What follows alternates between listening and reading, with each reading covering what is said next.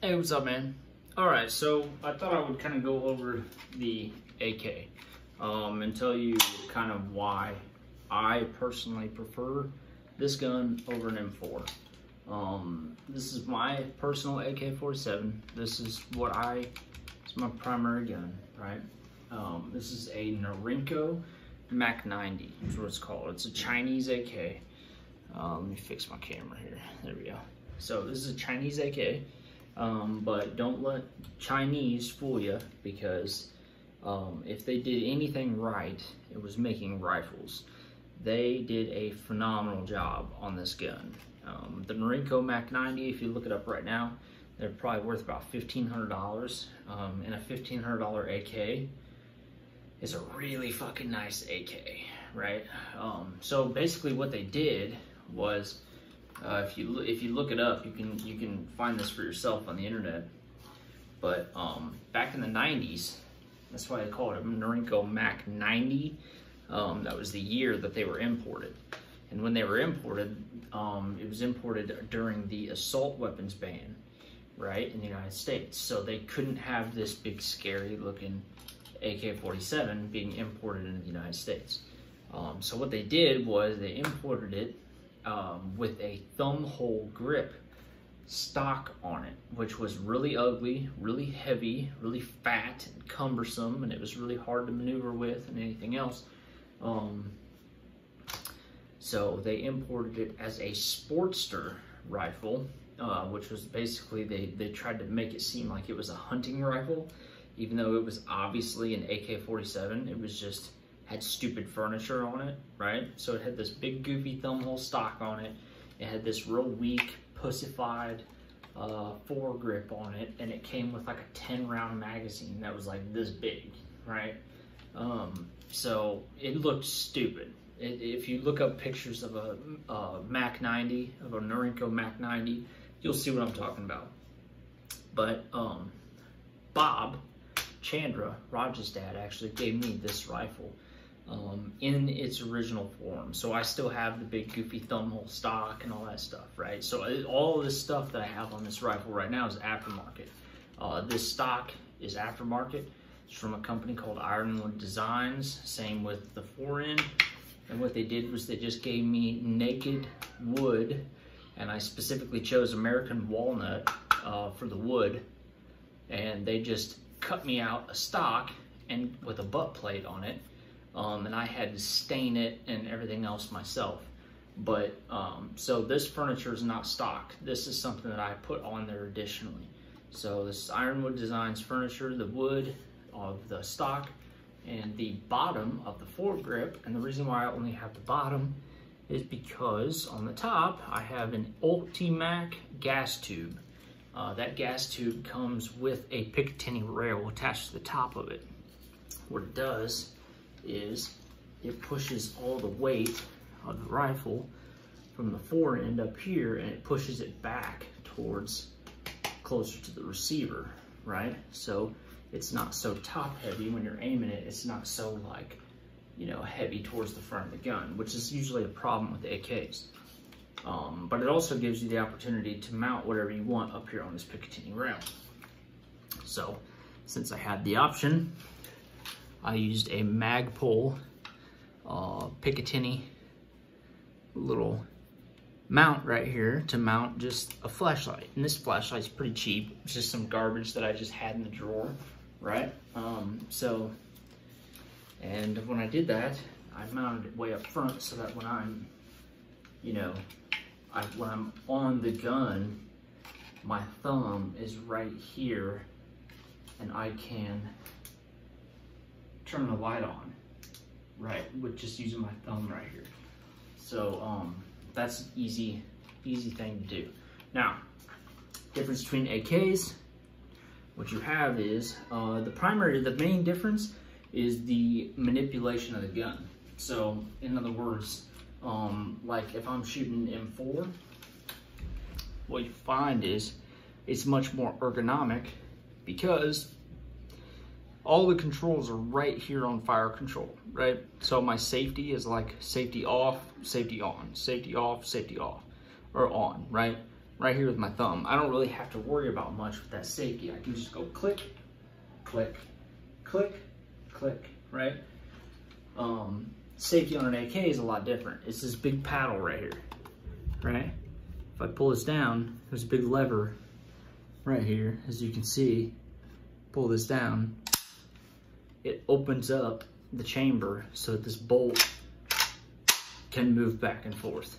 Otherwise, the safety's on and it blocks the bolt from moving. Now I can't pull it back any farther than that, so it won't actually feed around in the chamber, right? So if I'm shooting and I want to take this off of safety, I have to come up off of fire control, sweep it down, right? And then get back on fire control again.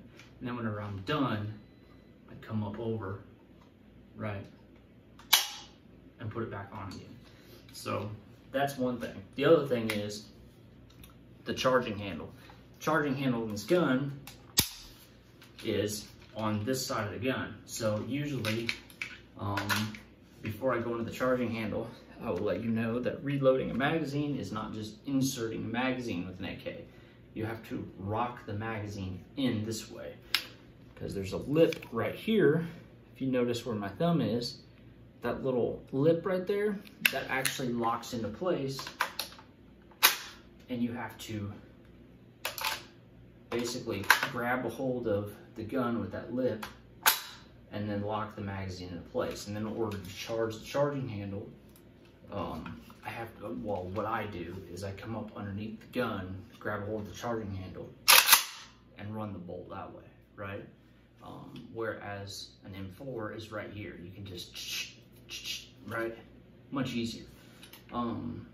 So this is not anywhere near as ergonomic as an M4, but when I say it's a chopper, I mean it's a chopper. Reason why is when you shoot this thing,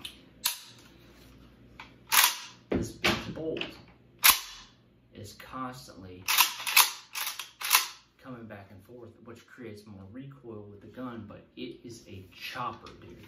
This thing's going back and forth right there in your face.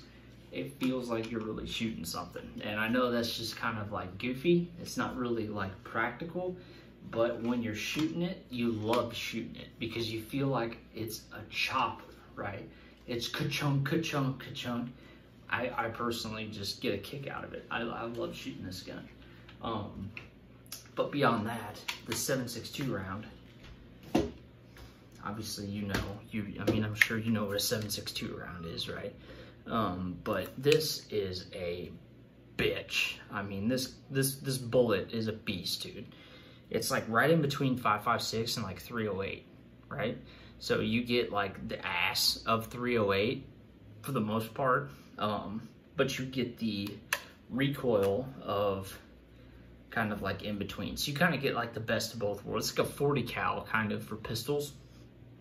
But I love this. I love this round a lot. It's made to, like, 7.62 rounds, when you shoot them through drywall and stuff like that, what they'll do is they're going so fast and it's such a light bullet that as soon as that bullet, as soon as the 7.62 bullet flies through the air, it's basically doing this, right? It's going like this, where the ass end of it is doing this the whole time, right? And as it's going through, as soon as it clips something like drywall or whatever else, it flips, it tumbles. That's the whole point of a 5.56. When it hits a body, it's going like this, and it hits a body and it tumbles, and it just shreds through all that tissue and everything, right? That's what makes it so lethal. If it was just a 5.56 round that was just like a 22 bullet, it'd just zip right through you and it'd be like, okay, whatever. But the whole point is the fact that it's doing this the whole time and it tumbles and shreds through everything. That's great if you shoot somebody straight up, right?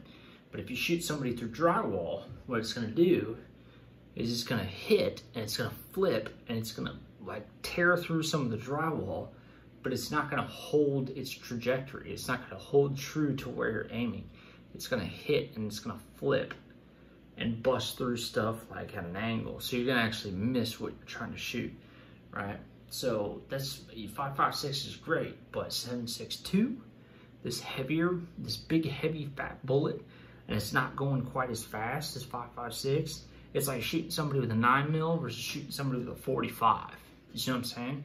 Like, it holds its mass and it really punches through stuff and reaches who you're trying to hit on the other side of that wall or of the other side of that car door or whatever, right? I've heard several people compare 5.56 being a knife, like a blade, where 7.62 is like a hatchet. You see what I'm saying?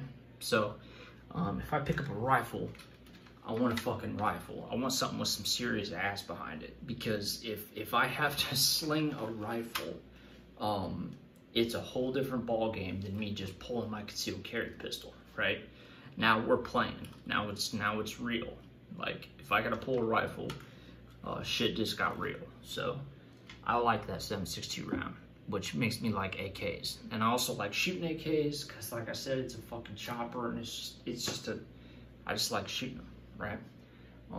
So that's the only difference. Is AK better than M4? No, not at all. You know, they're two different tools for two different jobs. You know what I'm saying? An AK is for more close-up, more personal type shit. Whereas an M4, you know, it's great in the war because those guys are shooting people at 300, 400, 500 yards away. And they need that 7.62 round, or that 5.56 round, to be able to reach out and touch them.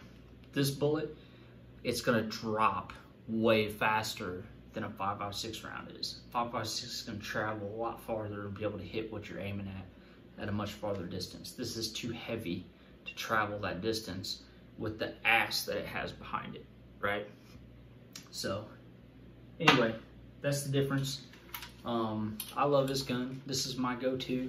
I would, you know, I had the choice. Do I want an AR or an AK? And this is what I picked.